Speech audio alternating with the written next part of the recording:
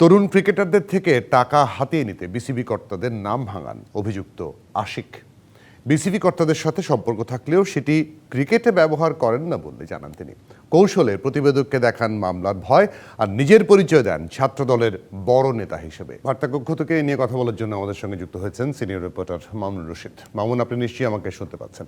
এই যে সিন্ডিকেটের কথা বললেন আপনি এবং দুদিন ধরে প্রতিবেদন করলেন, বিসিবির তো কমিটি আছে এগুলো দেখার জন্য, বিসিবিকে এগুলো দেখে না? বা আপনার রিপোর্ট কি তাদের কান পর্যন্ত বা চোখ পর্যন্ত গেছে? বিসিবির একটা কমিটি আছে, অ্যান্টি করাপশন ইউনিট যেটাকে বলা হয়। তাদের আসলে কাজ হচ্ছে জাতীয় দল বা হচ্ছে প্রিমিয়ার লিগ, যে বিপিএল হয়, ডিপিএল হয়, সব ধরনের খেলাধুলায় কী ধরনের অনিয়ম দুর্নীতি যা যা হয় সবগুলো অ্যাড্রেস করা এবং সেগুলোর বিরুদ্ধে ব্যবস্থা নেওয়া। তারা আসলে আমাদের এই রিপোর্টটা প্রকাশ হওয়ার পর আমি যতটুকু জানতে পেরেছি, বিসিবির অ্যান্টি করাপশন ইউনিট এই বিষয়টা নিয়ে কাজ শুরু করেছে এবং তারা এই বিষয়টায় যারা যুক্ত আছেন, যাদের বিরুদ্ধে প্রমাণ পাওয়া যাবে তাদেরকে শাস্তির আওতায় আনতে চান এবং তারা কিন্তু এটা নিয়ে ইতিমধ্যে কাজ শুরু করেছেন বলে আমি তথ্য পেয়েছি। তবে অ্যান্টি করাপশন ইউনিট যেই ইউনিটটি আছে, তারা যদি আরও বেশি শক্ত ভূমিকা পালন করে তাহলে বাংলাদেশের রুট লেভেলের যে সমস্যাটা, দুর্নীতি, অনিয়ম বা টাকা ছয় করার বা টাকার প্রলোভনে তরুণ ক্রিকেটারদেরকে ভিন্ন খাতে নিয়ে যাওয়ার যে বিষয়টি, সেটি আরও দ্রুত। কিন্তু মামুন, একটা জিনিস তো ঠিক যে এই যে সাকিব যার কথা বললেন আপনি, যিনি অভিযুক্ত, তিনি তো আর সরাসরি খেলাতে পারবেন না। তার মানে ক্লাবগুলো জড়িত, যারা তাদেরকে নিচ্ছে, তার মাধ্যমে নিচ্ছে, তাদেরও তো শাস্তি হওয়া উচিত। অবশ্যই আপনি হয়তোবা খেয়াল করবেন যে আমার এখানে বলেছে যে বিসিবির যে কর্মকর্তারা আছেন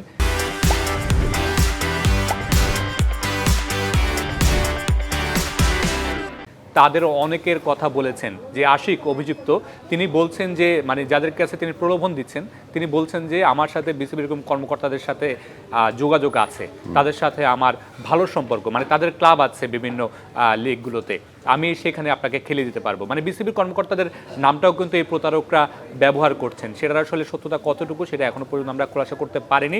তবে বিসিবি কর্মকর্তাদের দায়িত্ব অবশ্যই আছে এবং যে কোচ আছেন, কোচ থেকে শুরু করে টিম ম্যানেজমেন্ট, অনেকেই এই জায়গায় দায়ী এবং অনেকেই এটার সাথে জড়িত।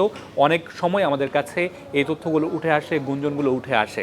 আমরা গত বছর এরকম দেখিয়েছিলাম যে তৃতীয় বিভাগ লিগে বা দ্বিতীয় বিভাগ লিগে ক্লাব কর্মকর্তা কীভাবে জড়িত হয়ে পড়েছিলেন একটা দলের সাথে এবং তিনি নিজেই আসলে টাকা খেয়ে তার দলে ক্রিকেটার খেলানোর কাজ করেছিলেন। তো এই জায়গাটায় আসলে শুধু আশিক না, আশিকদের মতো এরকম অনেকে আছেন যারা বাইরে থেকে খেলেন এবং আশিক কিন্তু নিজে দাবি করছেন যে তিনি প্রথম বিভাগ ক্রিকেটে খেলেন, তিনি একটা দলের সাথে ছিলেন, তার মানে তিনি নিজেও একজন ক্রিকেটার। তিনি নিজে ক্রিকেটার হয়ে আরেকজনকে সেই প্রলোভনটা দেখাচ্ছেন এবং তার সাথে তার দলের নিশ্চয়ই কোচ বা তিনি যেসব দলে খেলেছেন সেই সব দলের কোচ বা প্লেয়াররা জড়িত আছেন এবং এটা আস্তে আস্তে এভাবে দেয়। আপনার হচ্ছে তরুণ যে ক্রিকেটাররা আসে গ্রাম থেকে, তাদেরকে আসলে মূলত প্রথমে এই প্রলোভনটা দেখানো হয়।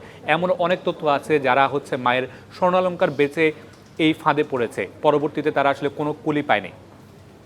জি, একদম পরিষ্কার। মামুন রশিদ, আপনাকে অনেক ধন্যবাদ। আপনি আমাদেরকে এই তথ্যগুলো দিলেন। তবে একটু সাবধানে থাকবেন, যেহেতু মামলার ভয় দেখিয়েছে আপনাকে, পাশাপাশি মানে যে কোনো সময় যে কোনো কিছুই করতে পারে, কারণ তারা প্রতারক।